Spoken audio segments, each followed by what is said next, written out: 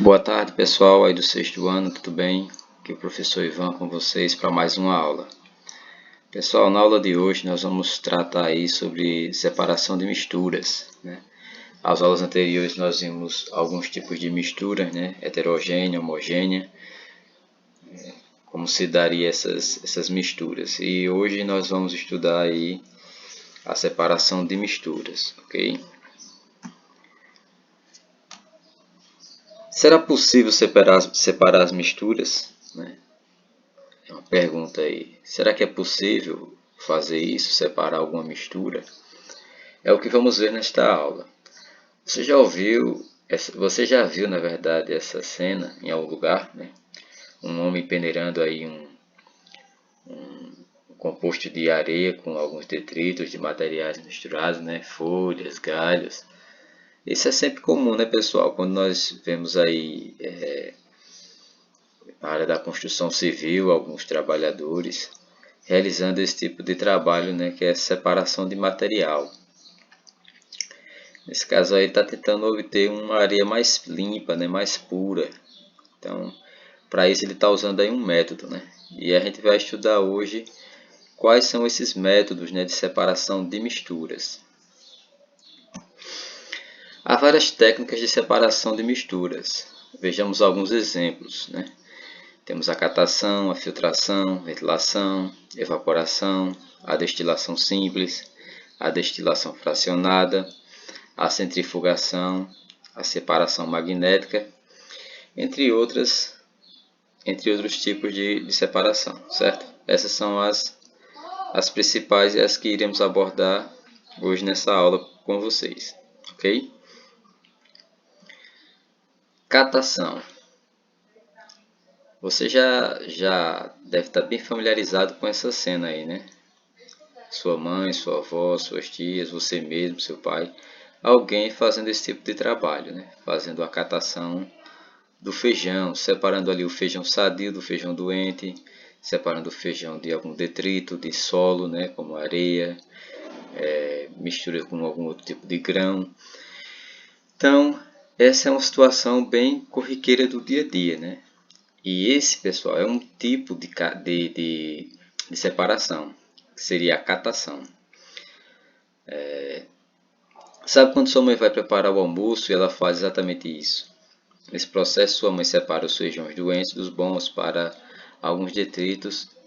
separar alguns detritos de areia e pedregulhos, palhas de feijão, incorporados ao feijão sadio, para evitar que você quebre os dentes. Essa cena aí do dente quebrado é fato, viu? Acontece. Já aconteceu de... Nunca quebrei o dente não, mas já aconteceu de eu mastigar algumas pedras, sabe? Feijão mal catado, né? Talvez tenha ter sido até eu mesmo que catei. Mas vamos lá. Então, pessoal, grave isso aí, ó. Catação, né? Bem fácil esse assunto, é um assunto bem dinâmico. Vocês vão ver que está bem relacionado com o dia a dia de vocês, ok? Filtração, né? Sabe aquele café bem quentinho que a gente toma de manhã? Quando ele não é filtrado, acabamos até engasgando, né, com o pó. Por isso é importante filtrá-lo. O processo de filtração se dá por meio de reter partículas sólidas por meio de uma barreira de tecido, papel ou qualquer outro componente filtrante, né? Como no caso de componentes microporosos, os utilizados muito em filtros de água, né? Entre outros. Então esse aí é o processo de filtração. Aí você vai ver uma coisa também que é muito corriqueira aí no dia a dia, sua mãe ou alguém que você conhece fazendo aí um cafezinho coado, seja em papel, né, específico para coar ou naqueles coadores de pano, né, muito utilizado ainda hoje por algumas pessoas em algumas regiões do país.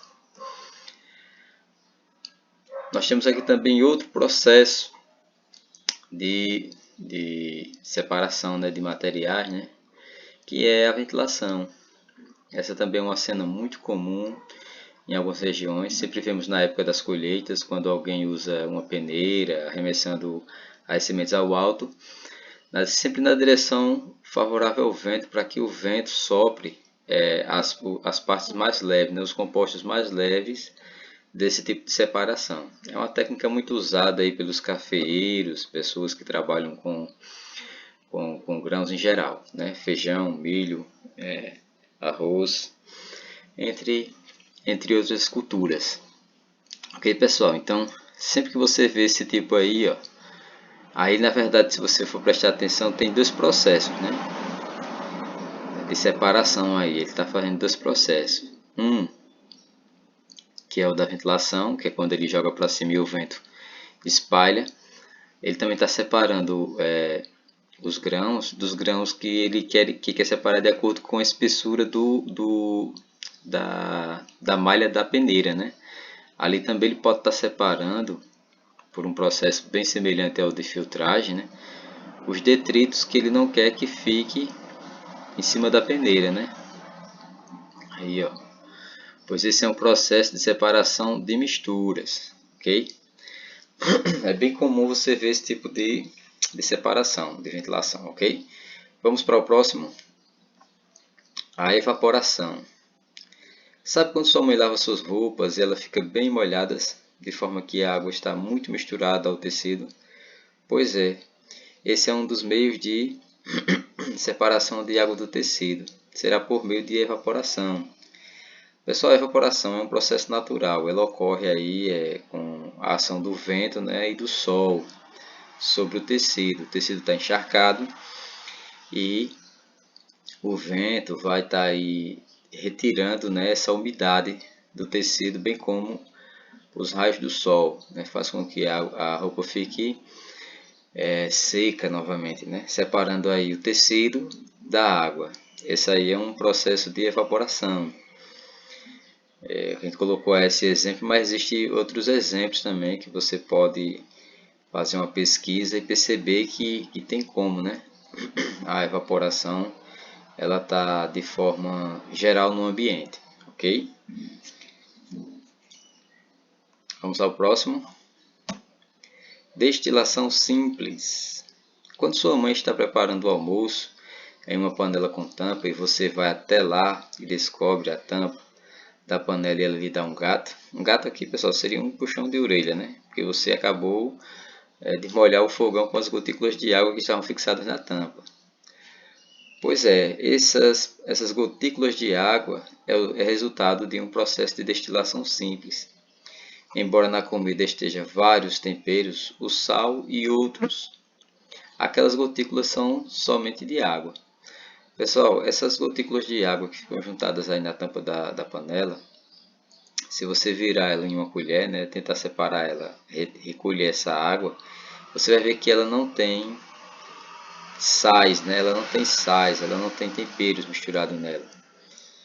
Por quê? Porque nesse processo aí, ele é muito parecido com o de evaporação, né? Só que é um processo de destilação. Esse processo de destilação ele também pode ser realizado em laboratório, né? Quando pesquisadores vão desenvolver algum tipo de biocombustível. Eu vi esse processo de destilação também, pessoal, na produção de biodiesel, né? Produção de biodiesel, na produção de álcool, etanol, do álcool gel, de vários tipos de materiais nesse sentido, né? Esse processo de destilação simples,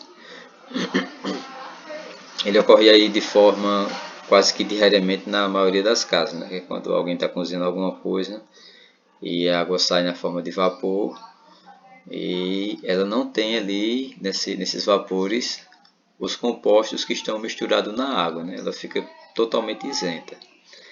Então esse aí é um processo de destilação simples, pessoal. Não é interessante? É uma coisa bem... Seria um processo de destilação simples. Isso aí é um exemplo, né? Existem outros meios também de você fazer esse processo de destilação, ok? Temos a decantação. A decantação é um processo bem simples e também você consegue enxergar ele aí no dia a dia, né? Eu não sei se você aqui na sua região já chegou a ver algumas pessoas cavando poços, né, cacimbas, para retirar água, né? E a intenção é que você retire o máximo de água mais limpa possível. Para que você tire essa água limpa, pessoal, é preciso que você aguarde um tempo, né? Vamos ler aqui o texto. Você já precisou fazer uma cacimba para tomar água em situação de secas extremas?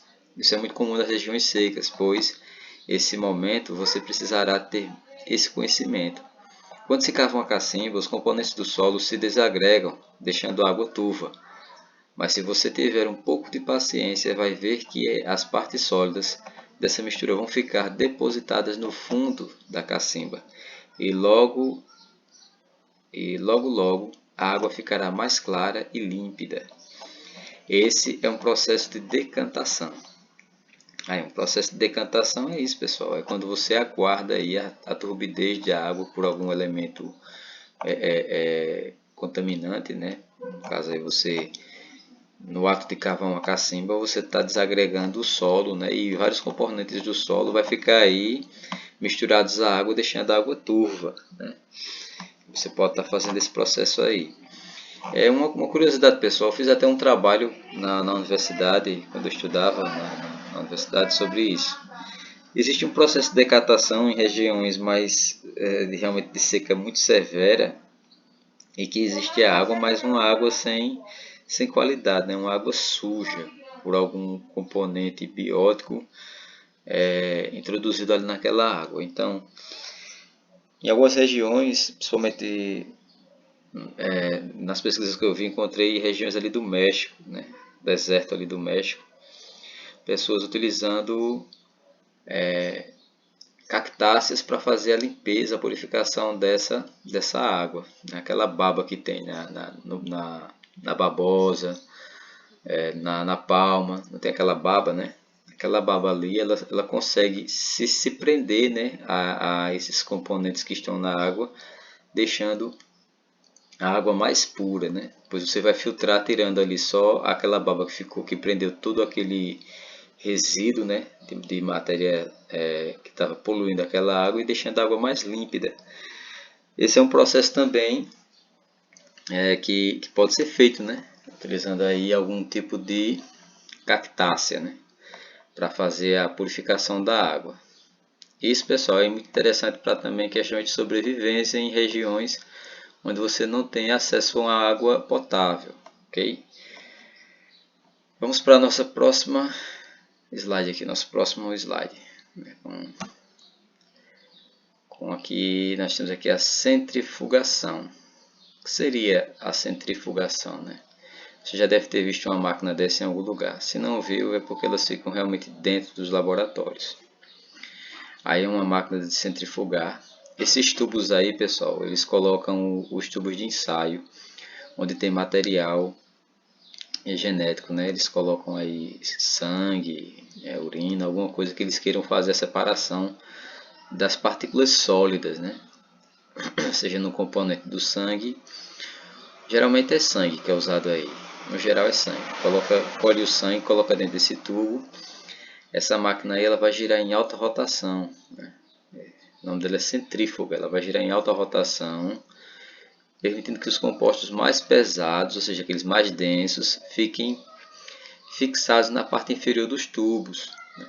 E eles conseguem fazer a separação desse material para fazer a análise laboratorial, ok? Tem outro tipo de centrifugação que é a da máquina de lavar, né? A máquina de lavar também ela centrifuga, ela vai fazer a separação da água dos tecidos que estão dentro do batedor, ok? Separação magnética. Esse é um tipo de separação muito utilizado aí na construção civil, na indústria, né? Se você quiser fazer um teste, né, desse tipo de separação, aí eu vou dar aqui uma dica. Você compra aí tem aqueles sucrinhos Kellogg's, né? Ou alguma coisa que seja rico em ferro, né? O pessoal diz é rico em ferro. Tem aí aqueles alimentos feitos de milho, né? Como se fossem as pipocas, né? Pipoca. Você esmague bem aquelas pipocas, pegue um ímã e passe no entorno da embalagem, né? Passe no entorno da embalagem. De preferência, coloque em uma embalagem transparente para que você possa visualizar a quantidade de material retido. Ok? Mas na construção civil, pessoal, esse tipo de separação é utilizado para recolher metais, né, que estão ali espalhados no entorno dos detritos da construção, bem como em materiais que precisam ser removido algum tipo de metal daquele material. Daí a importância de se usar esse tipo de separação, a separação magnética, ok? E aqui, para encerrar a nossa aula de hoje, eu vou deixar aqui essa atividade para que vocês possam realizar. É uma atividade bem simples, né, bem fácil de ser respondida, mas que vai ajudar vocês a entender e também eu entender que se vocês realmente captaram a mensagem, né, se vocês realmente aprenderam alguma coisa nessa aula. Pessoal, ótimos estudos para vocês, um bom início aí de semana, né, que a semana vem aí trazendo bons ares, né, que essa pandemia venha cessar o quanto antes para que nós retornemos à sala de aula, ok? Um abraço e até a próxima aula, se Deus quiser. Tchau!